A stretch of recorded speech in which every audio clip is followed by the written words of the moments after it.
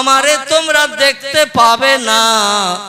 তাই পৃথিবীর নিদর্শনগুলো দেখে আমি আল্লাহ যে আসি এটা তোমাদের বিশ্বাস করতে হবে। এরই নাম হলো মান আমানা বিল্লাহ। জোরে বলুন একটু সুবহানাল্লাহ। 2 নম্বরে আল্লাহ বললেন ওয়াল ইয়াউমিল আখির। আমি বক্তৃতার শুরুতে আপনাদের কাছে কবরের কথা বলছিলাম না বলছিলাম কি না? আমার ভাইরা, মরণের পর থেকে নিয়ে আমার আপনার গন্তব্যস্থান কবর। আবার কবরে ততদিন পর্যন্ত থাকতে হবে এজা তাকুমু সাত, যতদিন না পর্যন্ত পশ্চিম দিকে সূর্য উদয় হয়ে পূর্ব দিকে অস্তমিত হতে না যাবে, ততদিন পর্যন্ত এই দুনিয়া ধ্বংস হবে না। পড়ো আল্লাহুম্মা সাল্লি আলা, উচ্চ রবে মহব্বতে বলো, সাইয়্যিদিনা মাওলানা ওয়া আলা আলি সাইয়্যিদিনা। আমার প্রাণের মদিনা, আমার প্রাণের মদিনা, আমার সোনার মদিনা। সব ভুলিব কিন্তু তোমায় ভুলতে পারি না। আল্লাহুম্মা সাল্লি আলা সাইয়্যিদিনা মাওলানা ওয়া আলা আলি সাইয়্যিদিনা মাওলানা মুহাম্মদ। আল্লাহ 2 নম্বরে বললেন আমার এই প্রথম নম্বরের দায়িত্ব হলো না দেখে আমি স্রষ্টা মালিক আছে বিশ্বাস করতে হবে। ও বান্দারা, 2 নম্বরের দায়িত্ব হলো ওয়াল ইয়াউমিল আখির। পরকাল বলে একটা লম্বা জিন্দেগি বানিয়ে রেখেছি, কোটি কোটি বছর সেখানে থাকতে হবে। লা ইয়ামুতু ওয়া লা ইয়াখরুজ ফিহা। সেখানে যখন কোনো বান্দা বান্দি চলে যাবে, নারী হোক বা পুরুষ হোক, কেউ যাবে জান্নাতে, কেউ যাবে জাহান্নামে, কিন্তু সেখানে মরণ কোনোদিন কারো হবে না। জান্নাতীদেরও মরণ হবে না, জাহান্নামীদের আগুনে পুড়েও মরণ হবে না। অহম ফিহা খালিদুন, যুগ যুগ ধরে দগ্ধ হতে হবে। মরণের চিন্তা যেন জাহান্নামে যে করো না। এই পরকাল বলে একটা লম্বা জিন্দেগি বানিয়ে রেখেছি, এটা তোমরা দুনিয়ায় বেঁচে থাকতে দেখতে পাবে না, জান্নাত জাহান্নাম দেখতে পাবে না, কিন্তু বিশ্বাস করে নিতে হবে। 3 নম্বর হলো ওই জাহান্নামের আগুন থেকে যদি নিষ্কৃতি পেতে চাও, দগ্ধ হওয়ার হাত থেকে যদি বাঁচতে চাও, আল্লাহ কোরআনে সূরা বাকারায় বলছেন কুল্লামা নুদিজাত জুলুদুহুম বাদদালনাহুম জুলুদান গায়রাহা লিয়াযুকুল আযাব। জোরে বলুন আল্লাহু আকবার। আমার অপরাধী বান্দা বান্দি হাসরের মাঠে যারা সাব্যস্ত হবে, সবের পাল্লা হালকা হবে, পাপের পাল্লা ভারী হয়ে যাবে। আমি ফেরেশতাদের হুকুম করে দেব, ওই সমস্ত অপরাধী গুনাহগার বান্দা বান্দিদের গলায় লোহার শিকলে দড়ি পরিয়ে ফেরেশতারা গরু ছাগলের মতো হল হল করে টানতে টানতে, অপরাধের কারণে, ভুলের কারণে, পাপ করার কারণে, মদ খাওয়ার কারণে, সুদ খাওয়ার কারণে, ব্যভিচারিতা করার কারণে, মানুষ মারার কারণে, গরিবদের হক ফাঁকি দিয়ে খাওয়ার কারণে, তাদের জন্য আমি আগুন নামক সাবান বানিয়ে রেখেছি। কি বানিয়ে রেখেছি? আগুন নামক সাবান বানিয়ে রেখেছে। জামা কাপড়ে ময়লা লাগলে সাবান সার্ফ দিতে হয় না, সাবান সার্ফ দিলে যেমন জামা কাপড়ের ময়লা পরিষ্কার হয়। দুনিয়ায় যত সুদের ময়লা, ঘুষের ময়লা, যাত্রার ময়লা, রেডিওর ময়লা, ভিডিওর ময়লা, মদের ময়লা, বেবিচারের ময়লা, গরিব এতিমের হক ফাঁকি দিয়ে খাওয়ার ময়লা, যত মেখে আসবে এই ময়লা পরিষ্কারের জন্য আমি আল্লাহ জাহান্নামের আগুন সাবান বানিয়ে রেখেছি। এই সাবানের নাম দিয়েছি ইন্টারন্যাশনাল লাক্স।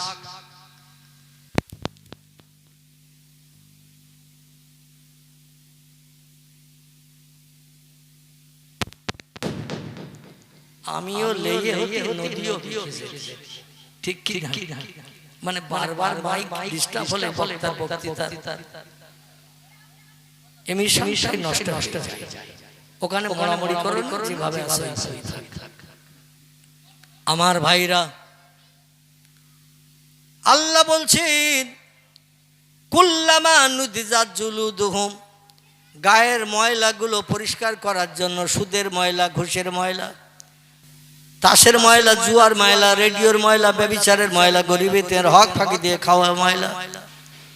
আমার ভাইরা, এই ময়লাগুলো পরিষ্কারের জন্য আমি সানলাইট লাইফ বয় গ্লিসারিন ইন্টারন্যাশনাল লাক্স সাবান বানিয়ে রেখেছি। এই সাবানের নাম হলো জাহান্নামের আগুন সাবান। ফেরেশতাদের হুকুম করব ওই অপরাধী বান্দার গলায় গরু ছাগলের মতো লোহার শিকলের দড়ি পরা।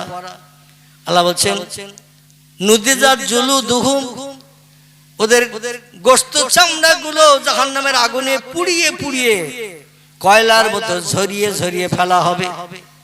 বাদদালনাহুম জুলুদান গায়রাহা, গোশত চামড়া গুলো হাড়ের ফ্রেমটা শুধু থাকবে। আমাদের বডির ভিতরে হাড়ের একটা স্ট্রাকচার ফ্রেম আছে না নাই, তার উপরে চামড়া গোশত দিয়ে কভার করা। এই গোশত চামড়া গুলো আগুন লাগবে, পুড়িয়ে পুড়িয়ে কয়লার মতো ঝরে পড়বে। আল্লাহ বলছেন বাদদালনাহুম জুলুদান গায়রাহা, আবার নতুন নতুন গোশত চামড়া বান্দার গায়ে তৈরি করে দেয়া হবে। হাড়ের স্ট্রাকচার ফ্রেম জাহান্নামের আগুনে পুড়বে না, ওতে আগুন ঝিকবে না। আগুন ঝিকবে চামড়ায়, গোশতে আগুন ঝিকবে। আর পুড়ে পুড়ে কয়লার মতো, কাঠ পুড়ে গেলে যেমন কয়লা হয়ে যায়, ওইরকম কয়লার মতো হয়ে যাবে। আবার আমার হুকুমে নতুন নতুন গোশত চামড়া তৈরি হয়ে যাবে। লিয়াজুকুল আযাব, আর নতুন নতুন আযাবের শাস্তি বান্দা বান্দির উপভোগ করতে থাকবে। লা ইয়ামুতু ওয়ালা ইউকরাজ ফিহা, কোন বান্দা যেন এই চিন্তা করে কবরে না যায় দুনিয়ার আগুনের থেকে জাহান্নামের আগুন 69 গুণ কড়া বেশি। দুনিয়ার আগুনের থেকে জাহান্নামের আগুন 69 গুণ শক্ত বেশি, ক্রিয়া বেশি, তেজ বেশি। তো দুনিয়ার আগুনে 1 ঘন্টা পুড়লে তো আমরা পুড়ে দগ্ধ হয়ে ছাই হয়ে যাই। জাহান্নামের আগুন কড়া বেশি 69 গুণ, তাহলে জাহান্নামের আগুনে 5 মিনিটে পুড়লেই তো ছাই হয়ে যাব। তারপরে আমার দেখে যখন আর প্রাণ থাকবে না, পুড়ে ছাই হয়ে যাব, আর কষ্ট অনুভব করব না, জ্বালা যন্ত্রণা বুঝবো না।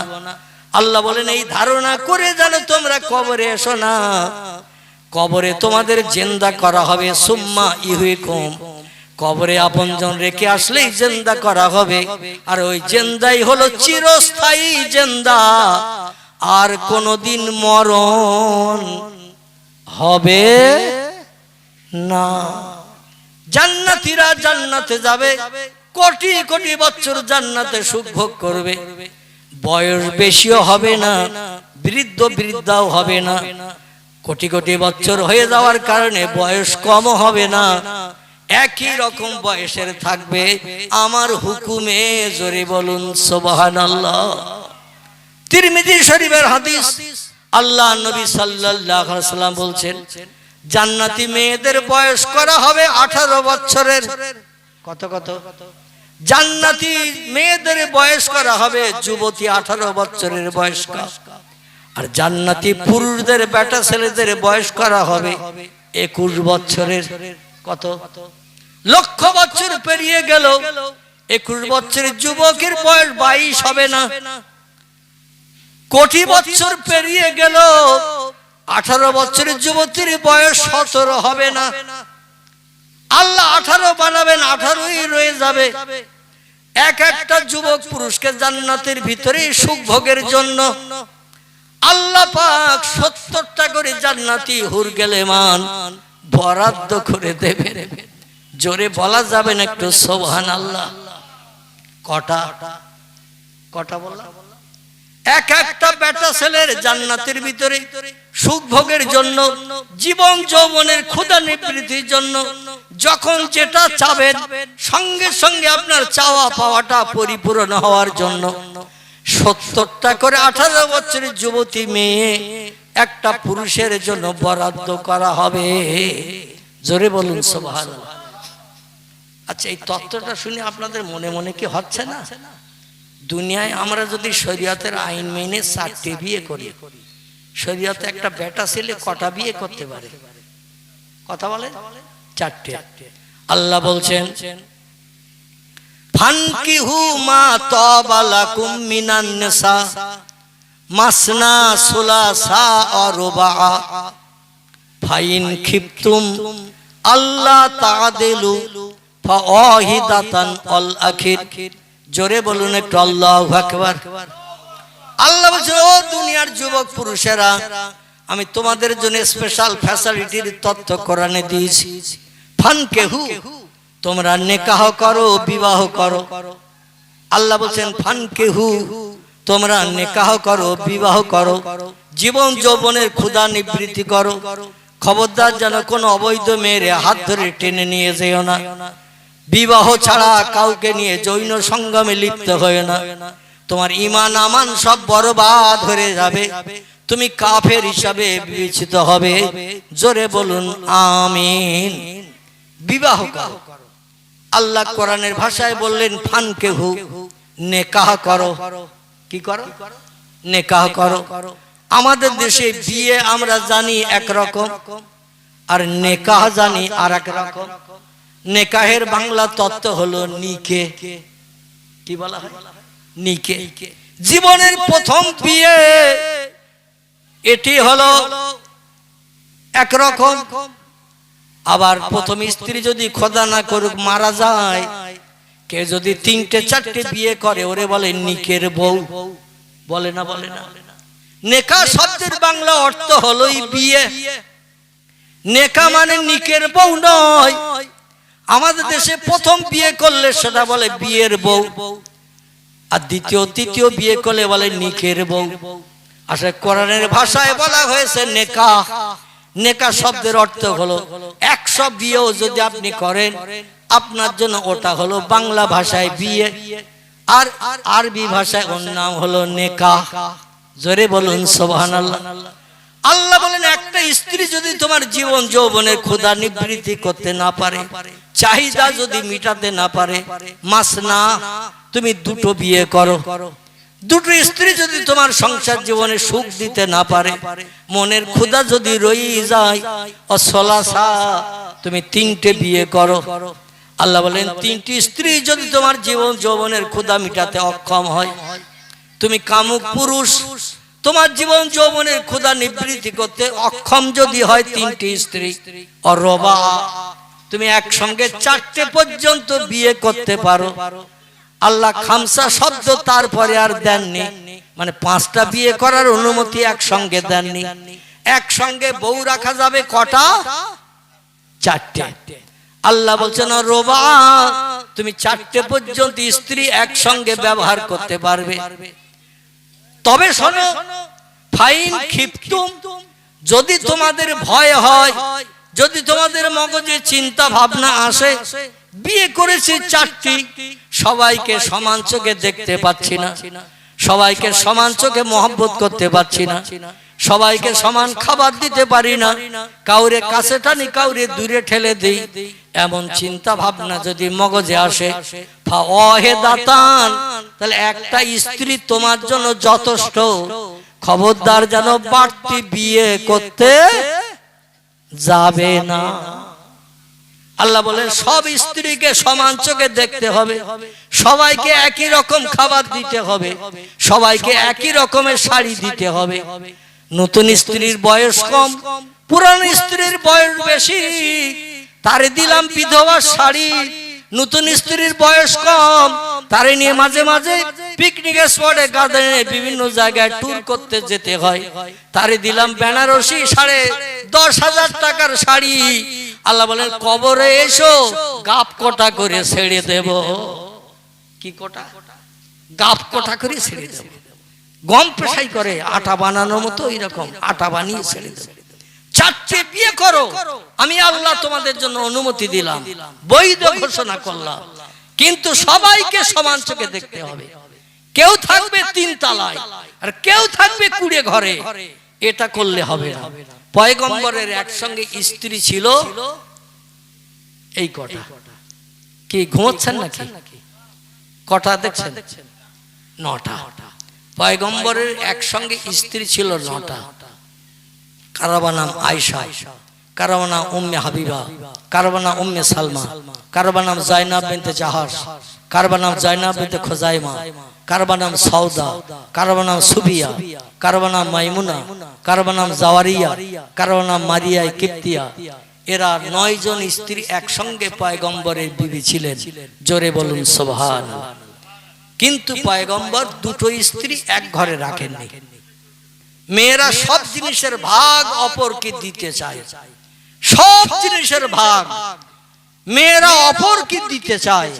একটি জিনিসের ভাগ মেয়েরা কাউকে দিতে চায় না। সেটি কিসের ভাগ? আলহামদুলিল্লাহ, ভবানীপুরের মানুষের কাছে ওয়াজ করে আমার কলিজা ঠান্ডা হচ্ছে। অনেক জায়গায় কথা বলে না, আর যদিও বা কথা বলে তো উত্তর দেয় মানুষের নেতাজি বললে পেঁয়াজের উত্তর দেয়। আপনাদের উত্তরটা আমি সঠিক পেয়ে খুব আনন্দ পাচ্ছি, খুশি হচ্ছি। 2টো কথা বলতে আমার ইচ্ছা হচ্ছে। মেয়েরা সব জিনিসের ভাগ অপরকে দিতে চায়, একটি জিনিসের ভাগ কাউকে দিতে চায় না, সেটি হলো স্বামীর ভাগ। কথাটা সত্য বললাম না মিথ্যা বললাম? স্বামীর ভাগ এরা কাউকে দিতে চায় না। এই জন্য নবী পাক সাল্লাল্লাহু আলাইহি ওয়াসাল্লাম একসঙ্গে 9টা স্ত্রী নিয়ে সংসার করেছেন মদিনায়, কিন্তু এক ঘরে 2টো স্ত্রী রাখেনি।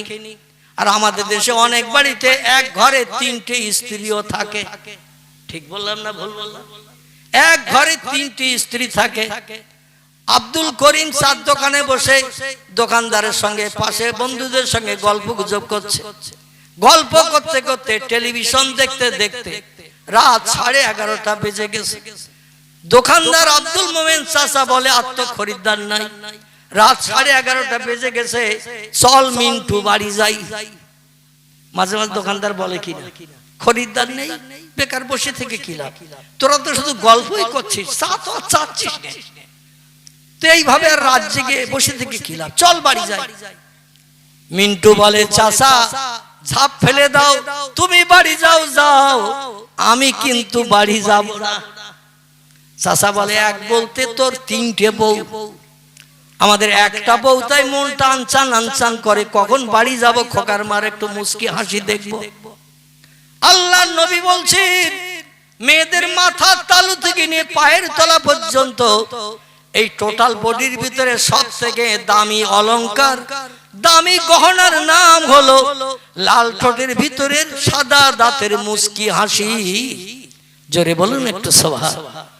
আপনি মাঠ থেকে যত কষ্ট করে কাজ করে বাড়ি আসেন, মার্কেট বাজার থেকে যত পরিশ্রম করে বাড়ি আসেন, বাড়ির মেয়েরা যদি লাল ঠোঁটের মাঝখান দিয়ে 4খানা সাদা দাঁতের মুস্কি হাসি দেয়, আপনার গরম কেটে যাবে না? যাবে না।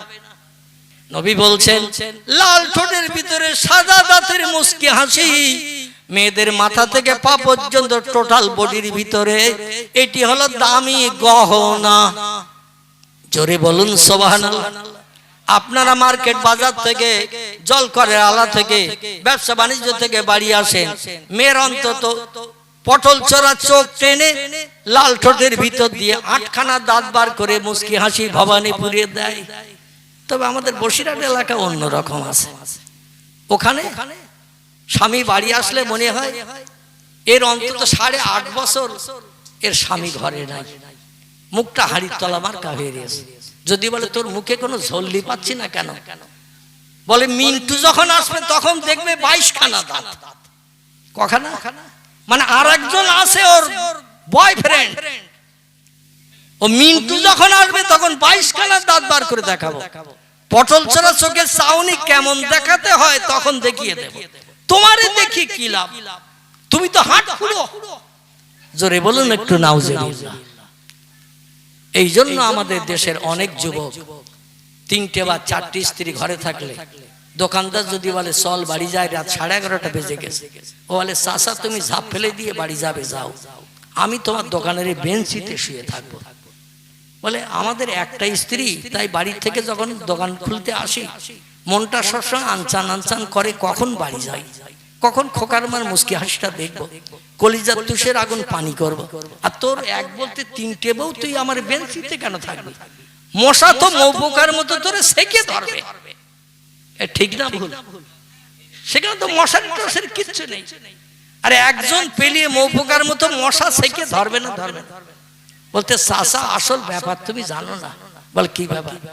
বলে আমার একটা ঘর 3টে বউ, এখন আমি কখন বাড়ি যাবো তো ওরা দরজার মুখে সব দাঁড়িয়ে দিয়েছে। বাড়ি যখন যাব কেউ হাত ধরবে, কেউ পা ধরবে, কেউ গলায় ধরবে, ধরিয়ে বলবে আমার দিকে এসো, বলবে আমার দিকে আসো, কেউ বলবে তক্তকে এসো ওঠো, কেউ বলে নিচে জায়গা করেছে নিচে এসো। শেষ পর্যন্ত ওরা টানহাসড়া করে যদি কাঁঠাল গাছের মতো ফেড়িয়ে ফেলে আমারে, তাহলে জনম জনম বিদায় নিতে হবে। এই জন্য এখানে মশার কামড় খেয়ে তোমার বেঞ্চিতে শুয়ে থাকা ভালো, কিন্তু বাড়ি যাওয়া ভালো না। তোমার একটা বউ, ও হাত ধরুক, পায়ে ধরুক, গলায় ধরুক, যেখানে ধরে ধরুক, তোমার অন্তত কাঁঠাল গাছ ফাড়া হবে না। এই জন্য তুমি বাড়ি যাও চাচা, আমি যাব না। যারা একাধিক বিয়ে করেছে তারা জানতে পেরেছে, বুঝতে পেরেছে এর জ্বালা কি। ঠিক না ভুল? এর জ্বালা কি? আমার ভাইরা, পয়গম্বর মুহাম্মদ রাসূলুল্লাহ সাল্লাল্লাহু আলাইহি ওয়াসাল্লাম একসঙ্গে 9টি পর্যন্ত স্ত্রী আল্লাহ নবীর জন্য বৈধ হালাল বানিয়েছিলেন। কিয়ামত পর্যন্ত নবীর কোন উম্মতের জন্য একসঙ্গে 9টা বিয়ে করা যাবে না, ওটা নবীর জন্য খাস বৈধ। জোরে বলুন একটু সুবহানাল্লাহ।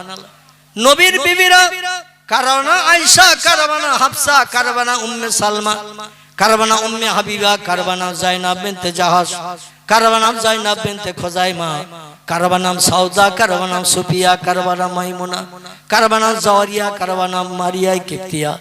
এই স্ত্রীরা বিশ্ব নবীকে নিয়ে মদিনার জিন্দেগিতে 10 বছর সংসার করেছে। নবীর এমন কোন বিবি নাই স্বামীর বিরুদ্ধে টু শব্দ ব্যবহার করেছেন। আল্লাহ বলছেন ইন্নাকা লাআলা খুলুকিন আযীম। ও হাবিব, পৃথিবীর ভিতরে সেরা আদর্শ, সেরা চরিত্র, সেরা আখলাক আমি আল্লাহ যদি কাউরে দিয়ে থাকে সেটা হলেন আপনি মুহাম্মাদুর রাসূলুল্লাহ। জোরে বলুন একটু সুবহানাল্লাহ। আপনার মতো চরিত্র, আপনার মতো আখলাক, আপনার মতো ব্যবহার এই পৃথিবীতে আমি আল্লাহ কারো দেই নাই। আর কেউ আপনার মতো ব্যবহার দেখে আপনার মর্যাদা হেরাস করতে পারবে না। আপনি হলেন পৃথিবীতে শ্রেষ্ঠ ব্যক্তিত্ব। জোরে বলুন একটু সুবহানাল্লাহ। আমার ভাইরা, এই পয়গম্বর মুহাম্মদ রাসূলুল্লাহ বলেন ফাতেমা, একটু আগে জিবরিল আমিন এসেছে আমার কাছে, একটু আগে জিবরিল আমিন এসেছে আমার কাছে, এসে একটা তথ্য দিয়েছে ফাতেমা, তথ্যটা তুমি কি শুনবে? ফাতেমা বলছেন হুজুর, ও আমার আব্বা জান, তত্ত্বটা নারীদের জন্য না পুরুষদের জন্য?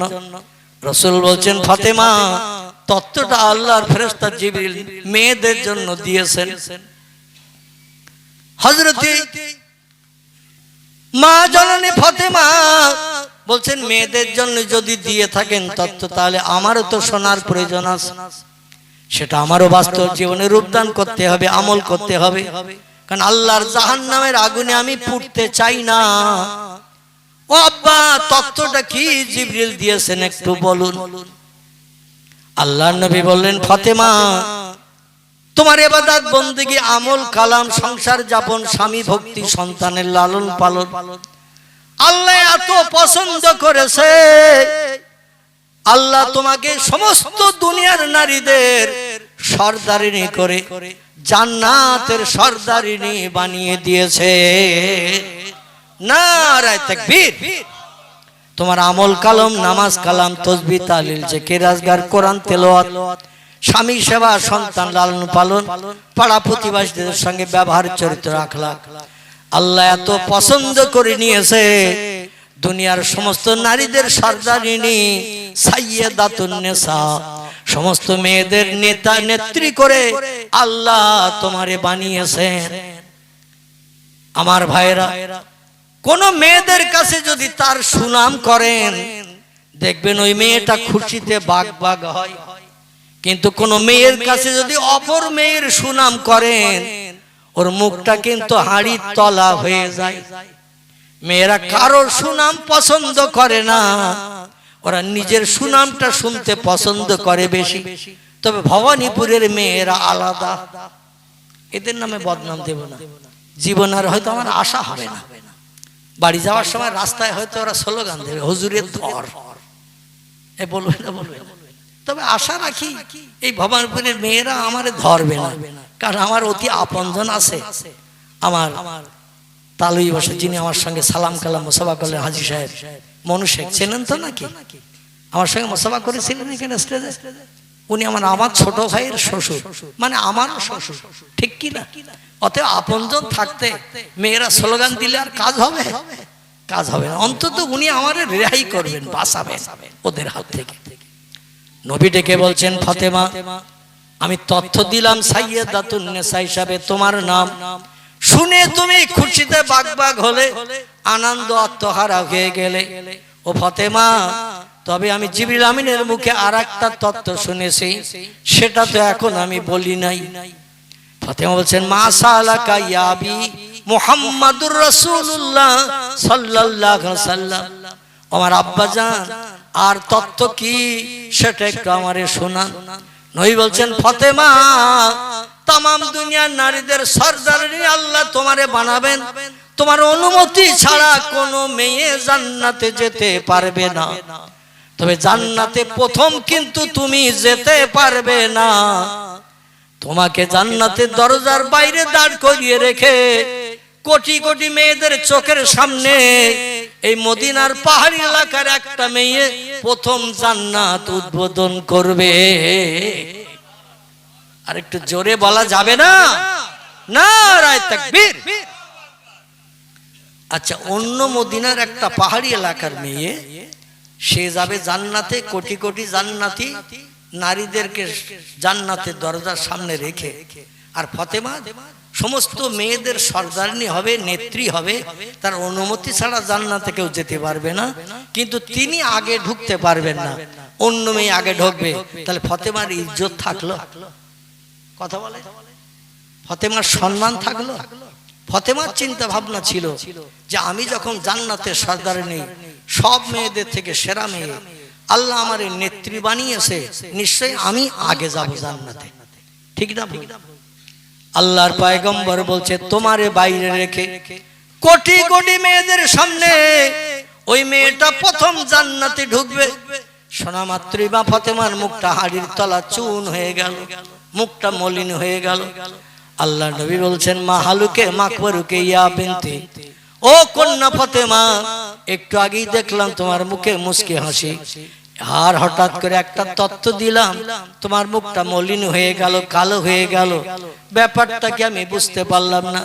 ফাতেমা বলে, আব্বা, কোন মেয়ে সুনাম করলে মেয়েরা খুশি হয়, শুনে সন্তুষ্ট হয়, কিন্তু তার কাছে অন্য কোন মেয়ের সুনাম করলে, তার স্বীকৃতি করলে মেয়েদের মুখ এমনি এমনি কালো হয়ে যায়। অপরের শুভ সংবাদ, শুভ খোঁজখবরি মেয়েরা পছন্দ করে না। তার কারণ হলো মেয়েরা বেকা হাড়ের তৈরি। কি হাড়ের? আপনাদের ভবানীপুরের মেয়েরা সব সোজা হাড়ের, কিন্তু হ্যাঁ, এরাও বেকা। আপনি একটা সিদ্ধান্ত নেবেন, ওরা দেখবেন সিদ্ধান্ত আলাদা নেবে। আপনি একটা প্রস্তাব দেবেন, ওরা কিন্তু আপনার প্রস্তাব গ্রহণ করবে না, আলাদা প্রস্তাব দেবে। কারণ ওদের বানানো হয়েছে বেকা হাড় দিয়ে, এই জন্য ওদের চিন্তা ভাবনা, সিদ্ধান্ত সব সময় বেকা বেকা। এই জন্য সংসারে স্বামী স্ত্রীতে অশান্তি হয়, মতদ্বন্দ্ব হয়, ঝগড়াঝাটি হয়, মারামারি হয়। হয় না? হয় না?